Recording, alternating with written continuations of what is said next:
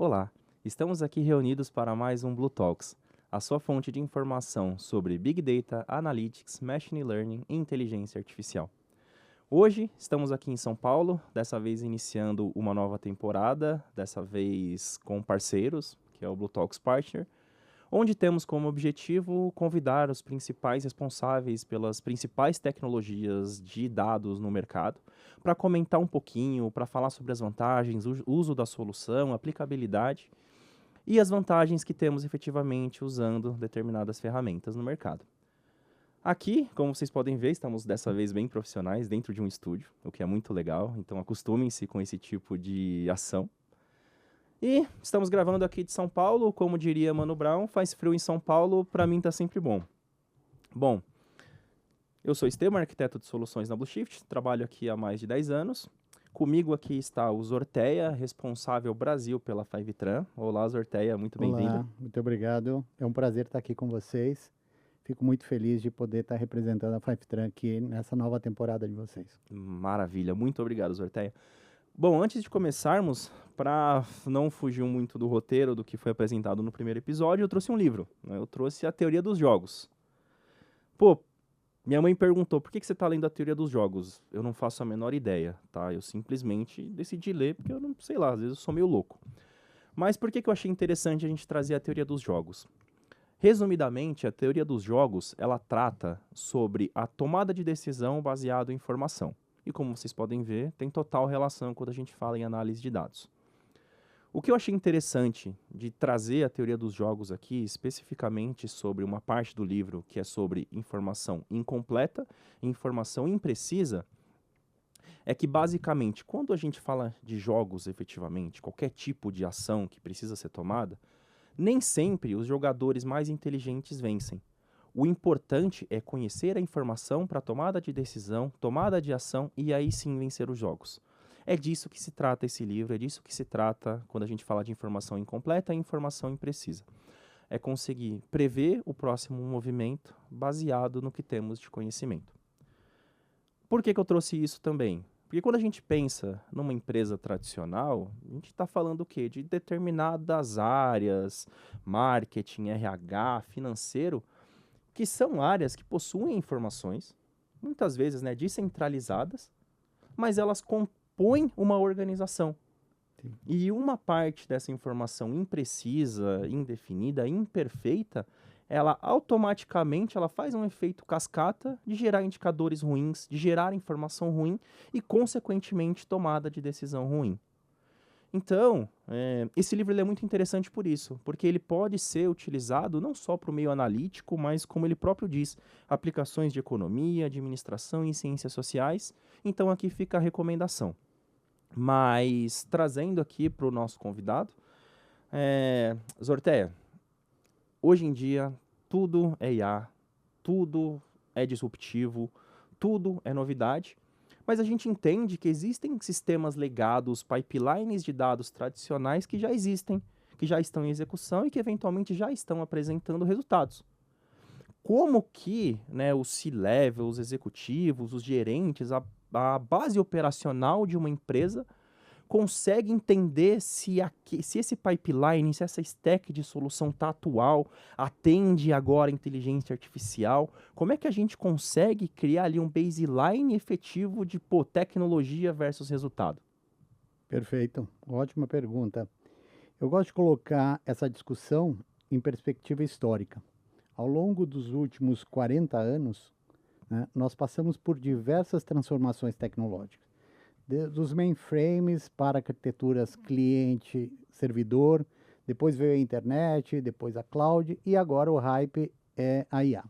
Então, cada uma dessas mudanças exigiu uma evolução de arquitetura corporativa. A diferença é que a IA hoje ela traz uma exigência nova. Ela precisa acessar todos os dados da organização, independente de onde eles estejam. Então, ou seja, em qualquer formato, com qualidade, contexto e rastreabilidade. Historicamente, as nossas arquiteturas foram construídas para atender pessoas, né? Então, quando o analista lá atrás encontrava um dado inconsistente, ele tinha o bom senso, né, de interpretar esse contexto, validar essa informação e aplicar utilizando o julgamento humano. Com essa mudança hoje para agentes, né? Hoje a gente entrando em uma nova realidade. Então, os agentes passam a ser consumidores de dados. Eles operam em uma escala completamente diferente. Os sinais de que a arquitetura, como você perguntou, chegou ao limite, normalmente aparecem quando projetos de IA ficam presos em pilotos e eles efetivamente não chegam à produção, né? Os dados eles continuam fragmentados em múltiplos sistemas e cada nova iniciativa requer meses de integração. Outro ponto importante, custos, obviamente, né?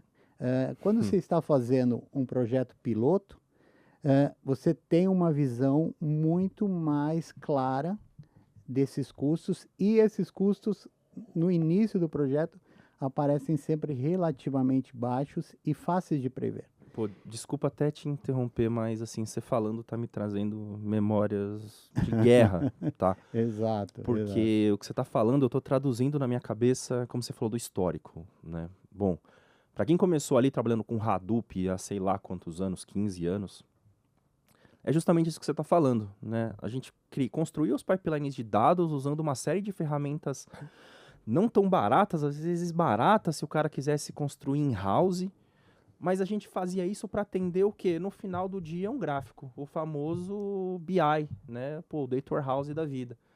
E pô, nossa, eu lembro, a gente demorava meses para construir um pipeline para entregar essa informação.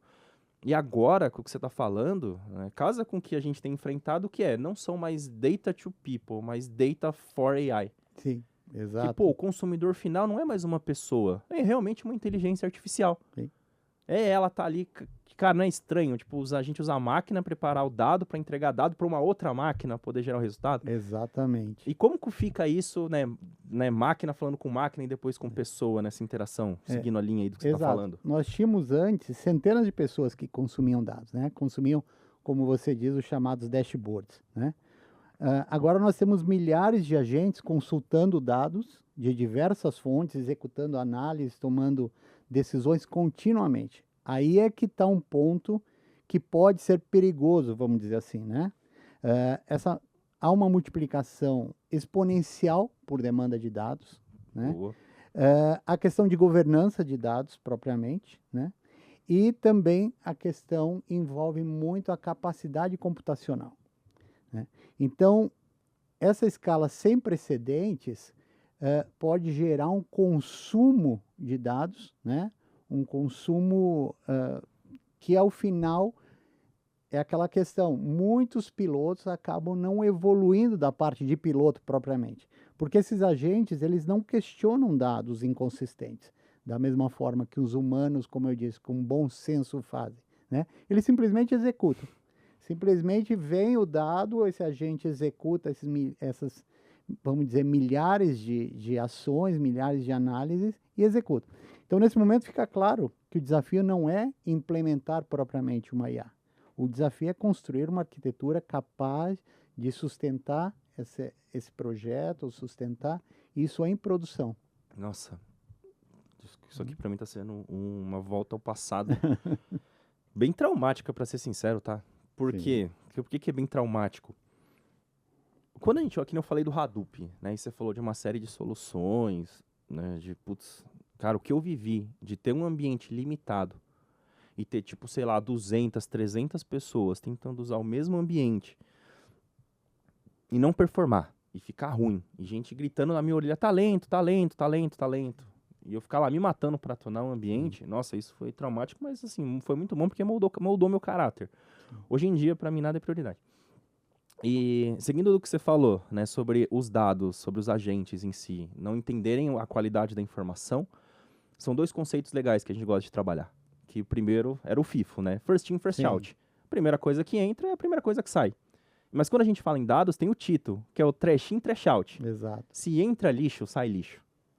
Exato. Então, se o meu pipeline de dados está errado, se o meu resultado está errado, a minha IA, meu agente, ele vai estar errado. Ele vai tomar uma decisão errada. E esse TITO, ele segue muito nessa arquitetura multiferramental, né? Que antigamente era multiferramental, era meio bagunçado, era só por Deus. A cada semana saía um projeto novo da Apache que revolucionava o mundo de dados. Hoje em dia a gente vê a mesma coisa com IA. Mas aí a gente cai no dilema, pelo que eu entendo.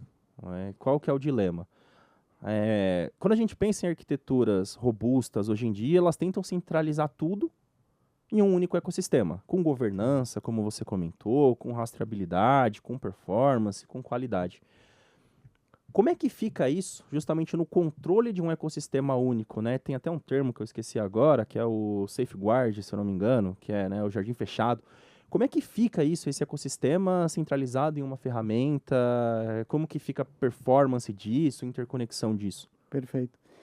A gente tem que ter em mente que esses sistemas, né, esse modelo realmente ajuda, né, onde ele pode se, porém, ele pode em alguns momentos se tornar uma armadilha. Então, primeiro é importante a gente reconhecer que essas plataformas sempre tiveram e, obviamente, têm o seu valor, né, um valor relevante. Elas simplificam, por exemplo, uma adoção, né, de um projeto, elas reduzem a complexidade operacional e ajudam muitas vezes a acelerar um piloto, né, provas de conceito e provas até de valor. Mas muitas organizações, para elas, isso é exatamente o que elas precisam no início da jornada, somente no início, né? O desafio aparece quando a IA deixa de ser um experimento e passa a operar em escala, né?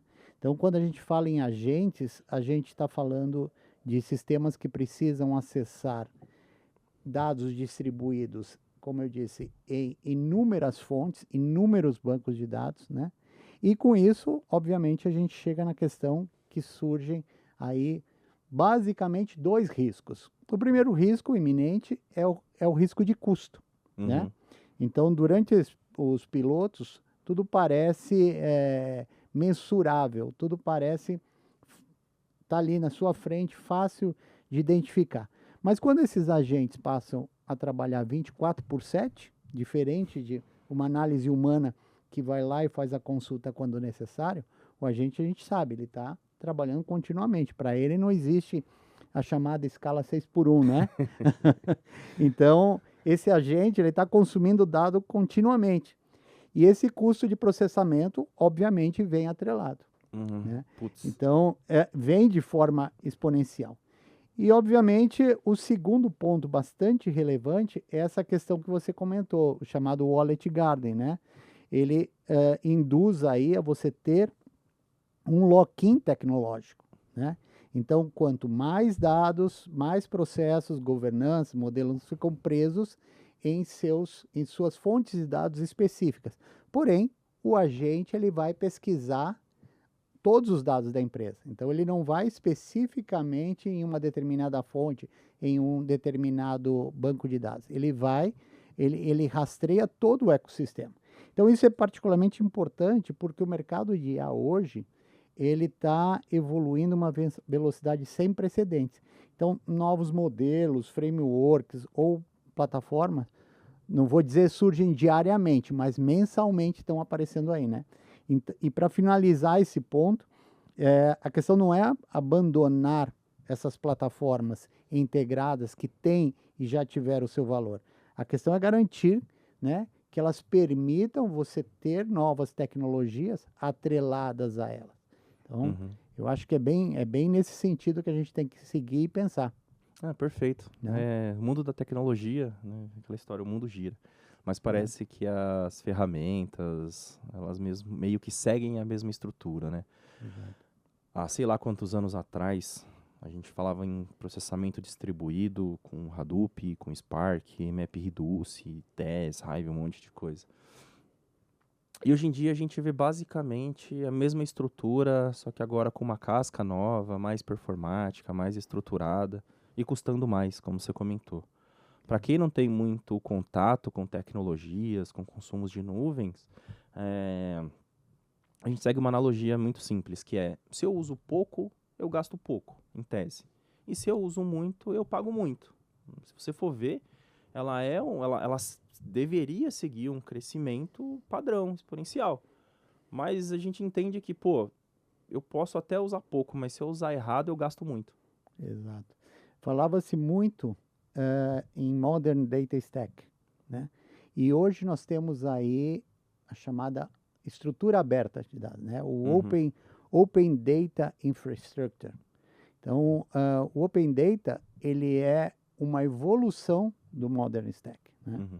Então, a gente vê hoje como uma evolução, o Open Data ele é uma evolução natural do Modern Stack, né? Obviamente, o Modern Stack teve seu avanço natural, um avanço enorme, né?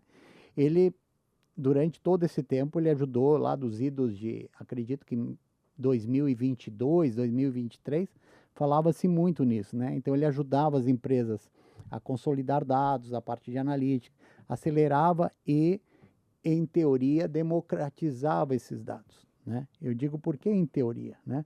Porque ele dá acesso à informação em um contexto onde os principais consumidores identificavam e traziam dados de modelos pré-estabelecidos. Então, é como se você estivesse utilizando um catálogo de dados e aquele modelo de carrinho de compras, né? Então, o usuário de negócios lá da ponta, ele utilizando sua ferramenta de DataVis, fosse um Power BI, um Tableau, um Looker, né? Então, ele, por exemplo, ele ia nesse carrinho de dados, ele trazia esse arquivo para dentro do seu dashboard e a partir dali ele poderia desenvolver essa análise e construir seus painéis. Hoje, com o agente de IA, ele não pode ficar preso em uma única fonte de dados, né? Ou ele não pode ter pré-determinado uma única fonte de dados, né? Então, o que a gente diz? A IA muda muito esse paradigma. Então, hoje a gente precisa atender simultaneamente pessoas, aplicações, agentes autônomos, todos que consumem dados em um volume gigantesco, exigindo, obviamente, respostas cada vez mais rápidas, né? E aí, desculpa, o Open Data, só traduzindo aqui um pouco para o pessoal. Sim. Quando a gente falava de Open Data Stack, basicamente eram soluções específicas para dados, tá? E aí veio o Open Data Infrastructure. Pô, eu vim de infraestrutura. Isso me deu arrepios porque eu pensei, meu Deus, eu vou perder meu emprego. Quando na verdade não. Quando na verdade o Open Data Infrastructure... Pô, tô falando tudo errado. Desculpa, meu professor de inglês. Mas basicamente, assim, a gente tem a capacidade de replicar um pipeline de dados com tecnologia, com infra, com segurança, com redes, com qualquer outra coisa, para atender as áreas de negócio, para ser proativo, para plugar em várias fontes de dados, como você comentou. Então, o Open Data Infrastructure, pessoal, basicamente é isso, tá? É essa capacidade que a gente tem de poder replicar um ecossistema, replicar pipelines de dados de uma forma estruturada e organizada para atender a minha empresa.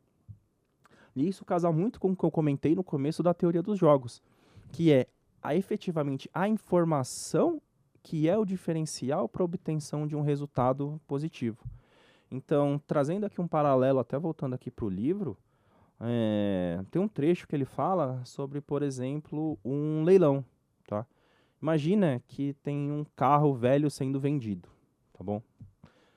Aí tem duas pessoas para comprar esse carro no leilão. Uma conhece de carro, sabe que o carro tem problema, que o carro apresenta uma série de características de manutenção, que vai ser caro, que vai dar dor de cabeça. E outra pessoa não. Outra pessoa só quer comprar um carro, não conhece nada. No decorrer do leilão, os dois estão dando lances. Mas quem conhece, quem sabe que que aquele carro em específico pode apresentar problemas, ela está em vantagem. Porque ela sabe efetivamente que aquilo no final do dia pode apresentar um prejuízo no longo prazo, enquanto a outra não. Então, no decorrer dos lances, não importa qual seja o valor do lance ali para quem quer comprar efetivamente. Mas importante é conhecer o resultado final, conhecer que o carro vai dar problema. Isso coloca um jogador, de acordo com a teoria dos jogos, à frente do outro. Não por inteligência, mas por saber efetivamente o que está trabalhando. Trazendo o paralelo disso, são pipelines de dados. Então, empresas, que nem você comentou, né? Você falou a palavra mágica que é a jornada.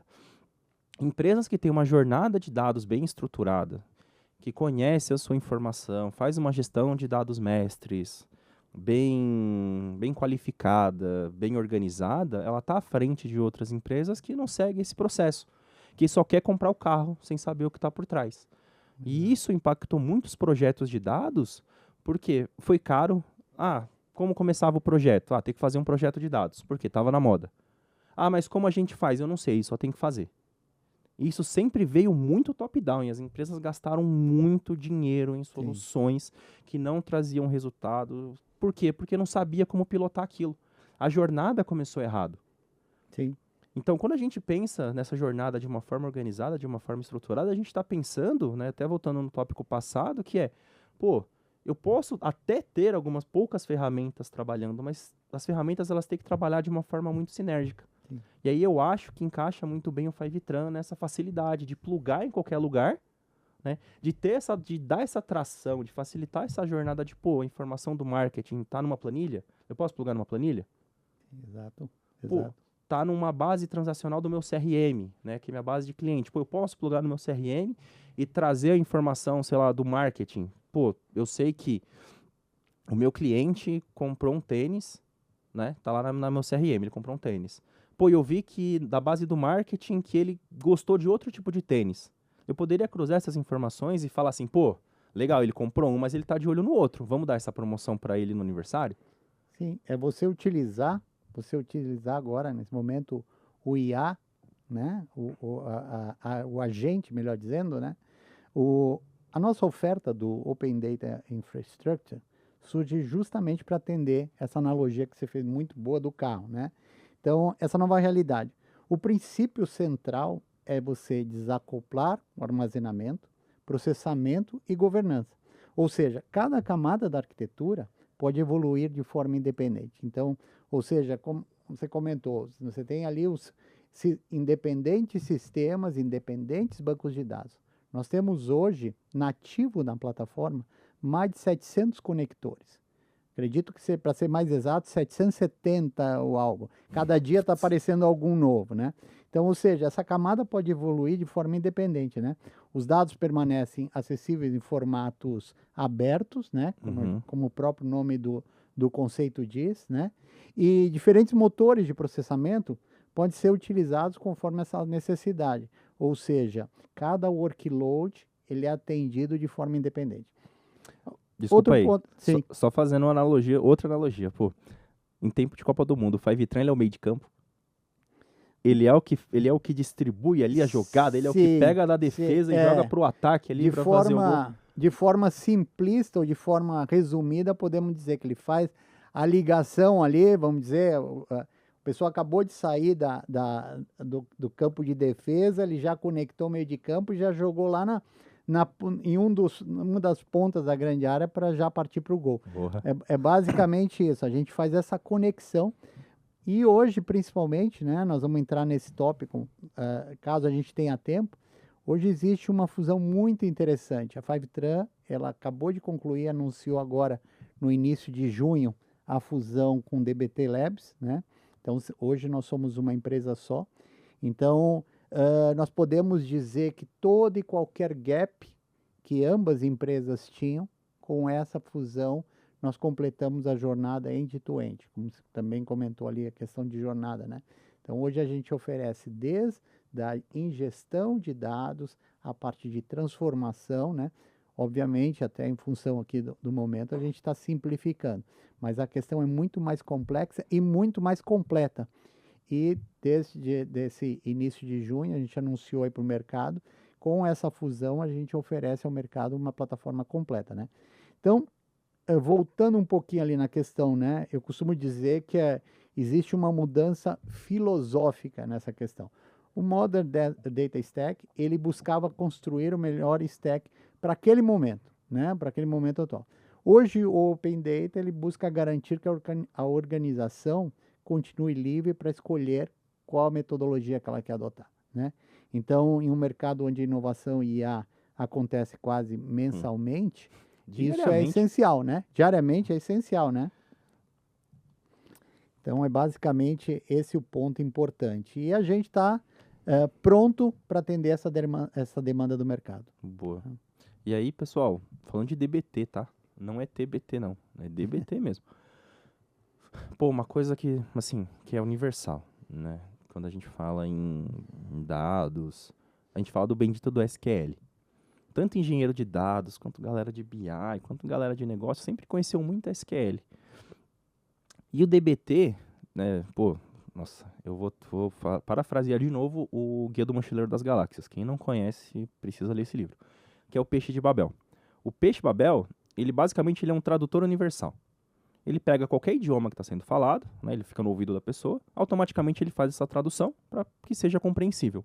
O DBT, ele segue a mesma estrutura, só que para SQL. Então, basicamente, pô, o cara não precisa conhecer Python diretamente. Se o cara conhecer SQL ali, ele já pega qualquer fonte que seja, pô, escreve um SQL ali, eu quero selecionar a tabela de funcionário do RH. E isso o Fivetran agora com o DBT já consegue fazer ali, ou seja, traduzindo, simplificou. Porque agora só precisa conhecer SQL. Exato. Complementando o que você estava comentando, hoje a combinação da Fivetran com o DBT, a gente cria uma plataforma que conecta ingestão, transformação, governança e contexto de negócio, né? Então, em uma única experiência, acelera a jornada de dados e até gerando valores como velocidade, menor esforço operacional, né? Dados pronto para esse agente, né? Então, e obviamente a gente incorpora aí um recurso que a Fivetran tinha anteriormente, que o ODI, né, o Open Data Infrastructure, que seria a questão de governança e confiança propriamente, né? Então a gente tem métricas de transformações, a gente tem toda essa definição que ficam documentadas, né? Então, um ponto muito importante que é a linhagem de dados, né? Hoje em dia fala-se muito em ter uma verdade única, né? Então, diversos departamentos estão analisando os dados de diversas fontes e muitas vezes a gente vê numa reunião de C-Level, uma reunião de diretoria, duas discussões com números diferentes. Então, aí é que entra a questão de uma verdade única, né? A tão famosa verdade única. Então, isso faz com que a gente acelere o ROI, né? Nossa. Essa adoção acelera o ROI infinitamente, né? Então isso é muito interessante. Nossa, o que a gente já pegou de projetos de dados que chegava em 5 áreas diferentes para pegar um indicador, era 5 regras diferentes, só por Deus. Exato. Era uma loucura. Mas aí, legal. Mas assim, vamos trazer também um pouco agora pro dia a dia, né? Quando a gente sempre pensa em projetos de dados, muitas empresas pensam sempre, pô, D-1. Sim. Que tá ali, que é ver o que aconteceu ontem.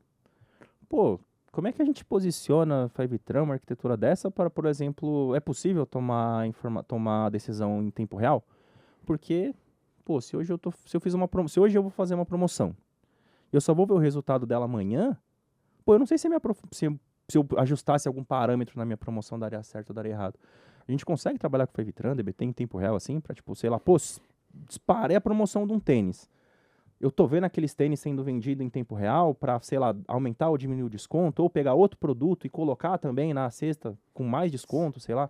Sim, é possível também. Hoje, por exemplo, fala-se muito em near real time. Obviamente que você quer sempre ter o melhor recurso, mas também é importante você fazer uma análise de quanto ter esse near real time ele realmente é necessário na sua operação e quanto isso vai custar. Então, por exemplo, fala assim, near real time, pode ser atualizado de minuto em minuto ou atualizado de 5 em 5 minutos.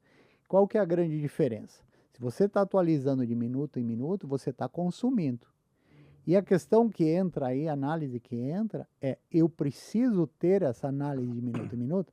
Então, grande parte dos projetos que a gente tem desenvolvido, grande parte das conversas, quando a gente coloca isso para um CIO, quando a gente coloca isso para um engenheiro de dados e pergunta para ele e coloca essa, não vou dizer condição, mas levanta essa informação, ele diz, não, me atende perfeitamente 5 minutos, ou me atende perfeitamente a cada 15 minutos.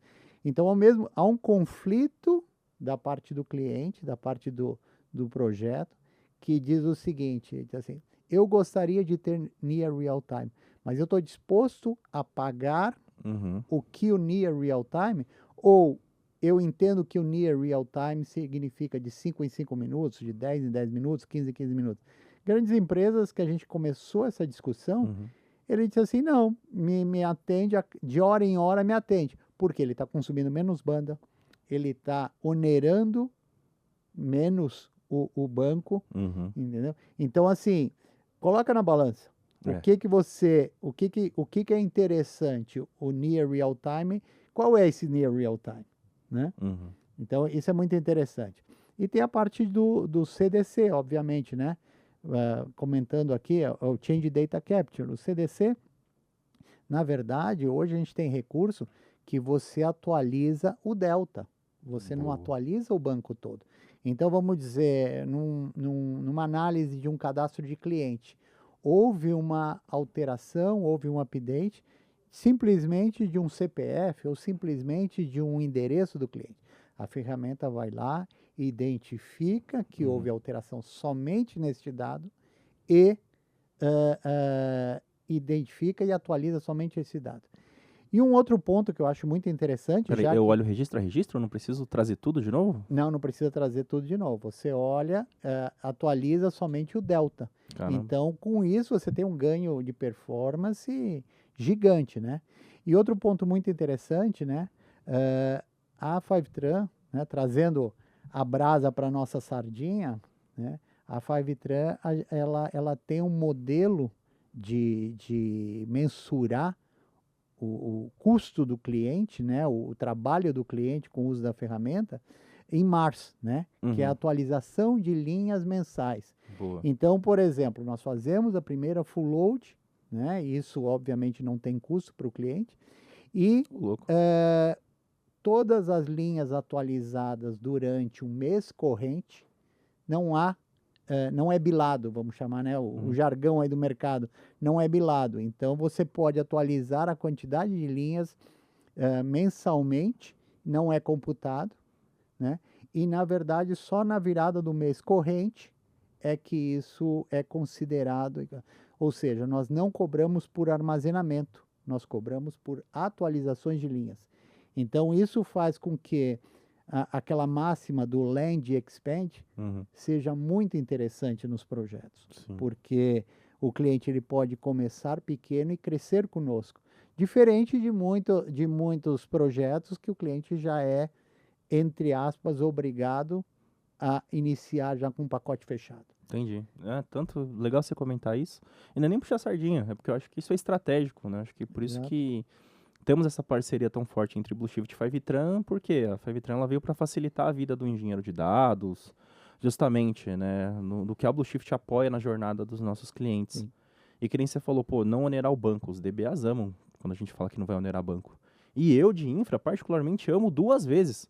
Porque eu sei que eu não vou me matar para sobre infraestrutura, não vou ter que configurar rede, não vou ter que configurar nada, né? Ele é meio que assim, plug and play, certo? É um sazão. Exato, exato.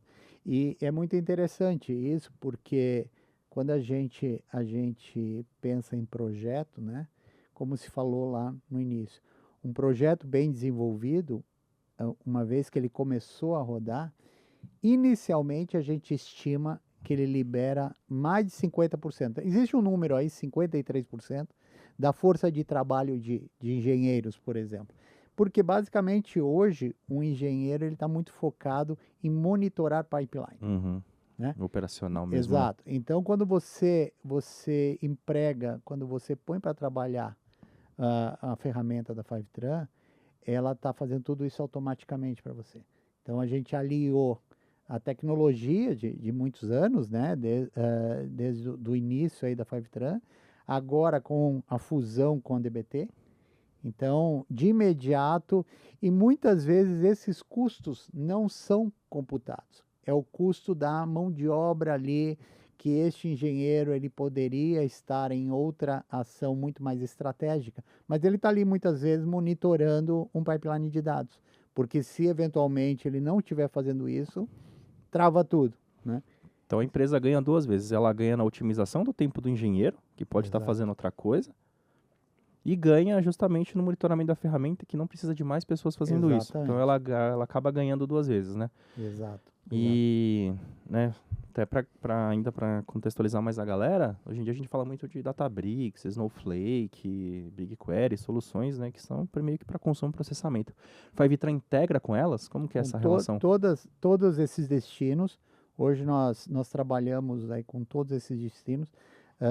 Temos um modelo comercial muito interessante, que o cliente, ele sendo cliente de uns dos cloud vendors, né, ele compra através do marketplace. Boa. Então, em processos de concorrência, em processos de análise, isso facilita muito. Então, temos clientes que simplesmente já são clientes, por exemplo, da AWS, e vão lá no drop de produtos da AWS, Hum. escolhem a Fivetran e já incorporam.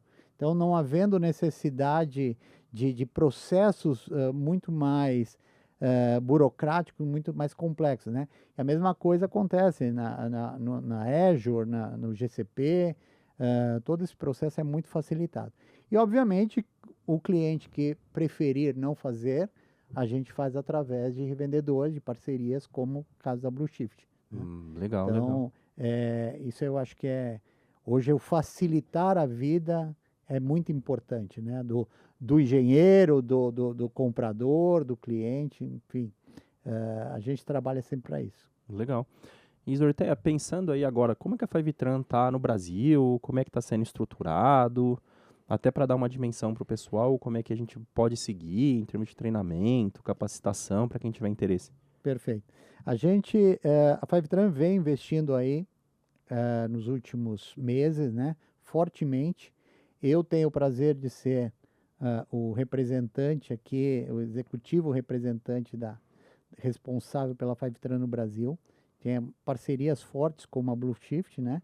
E a gente vem trabalhando e trazendo essa novidade ao mercado, grandes diferenciais, como, por exemplo, esse modelo de negócio, Uhum.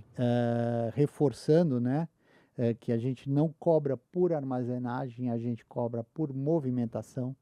Então, esse é um grande diferencial no mercado. E a gente tem grandes clientes, né, casos que foram publicados recentemente, a questão de 2 ou 3 semanas, nós publicamos aí um caso de sucesso com a Copel, né?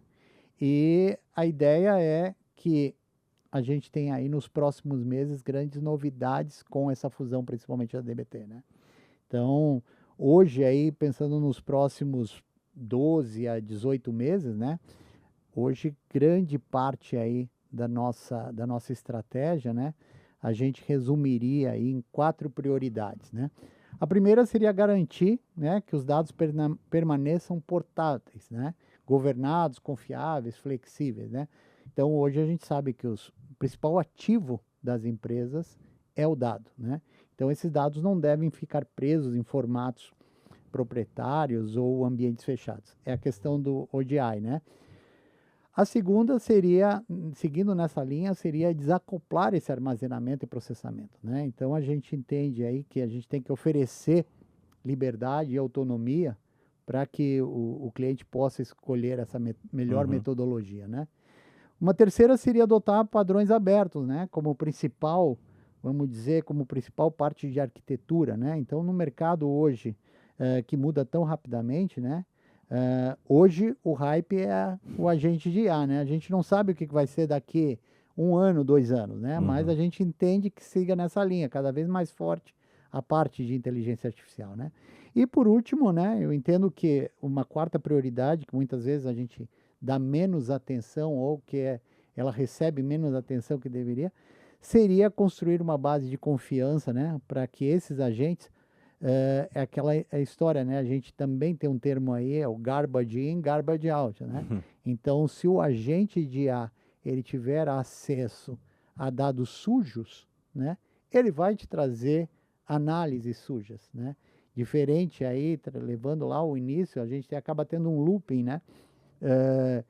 O ser humano, ele independente do estágio de análise dele, ele tinha o bom senso para identificar uma determinada coluna, identificar um determinado dado falho e corrigir isso em talvez uma escala menor de velocidade, mas ele corrigia, ele identificava e corrigia. O agente IA não. O que vem, ele processa, ele Uhum. mastiga aquilo e te joga lá a análise na ponta dessa forma. Então, isso é uma questão muito importante que grande parte dos CIOs hoje tem que analisar isso, tem que pensar sobre isso, né? E a gente apoia nesse sentido, né? A gente oferece uma metodologia, oferece o recurso para que possa ter essa jornada o mais real possível. Acho que é basicamente isso, né? Maravilha, Zorteia. Bom, agradeço enormemente por essa participação especial nesse primeiro episódio dessa série de Blue Um Talks prazer. Partner. Está convidado para daqui a alguns meses voltar e falar das novidades sobre a Fivetran. Perfeito. Aqui da Blue Shift, bom, para quem tiver interesse, para quem se interessou pela solução, sinta-se à vontade para estar buscando a liderança, para estar realizando os treinamentos, as certificações da Fivetran, porque a gente está entendendo que essa é uma solução extremamente disruptiva quando a gente pensa em processos de gestão, de governança e de qualidade de dados. Tá legal? Bom, eu sou Esteban, agradeço mais uma vez a todos que estão assistindo. Lembrando que essa é uma sessão gravada, então não teremos sessões de dúvidas, mas eu, o Zorteia, nos colocamos à disposição para caso alguém tenha alguma dúvida, nos procurar via nossas redes sociais, depois vai aparecer aqui para vocês. E estamos à disposição para evoluir em conversas, tirar dúvidas, bater um papo e trocar uma ideia. Tá bom, pessoal? Muito obrigado pela participação de todos e até o próximo Blue Talks. Um abraço. Obrigado, um abraço.